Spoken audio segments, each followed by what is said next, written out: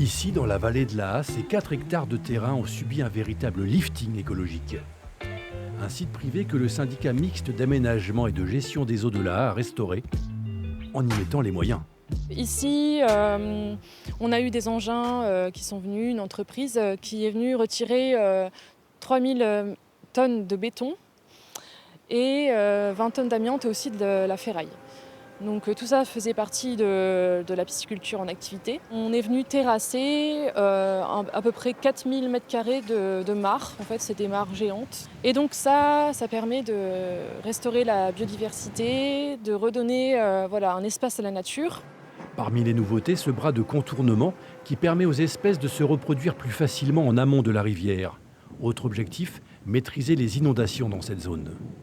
C'est une surface de plus de 4 hectares qui va être capable d'accueillir le débordement de la rivière et de tamponner l'eau. Lorsqu'on ajoute tous ces petits travaux, les uns à côté des autres, bout à bout, c'est ce qui va encore améliorer les protections qu'on avait réalisées avec nos 10 champs d'inondation contrôlés, nos 15 bassins de proximité. Dorénavant, c'est au conservatoire d'espaces naturels que revient la gestion de ce lieu, avec un cahier des charges bien dense.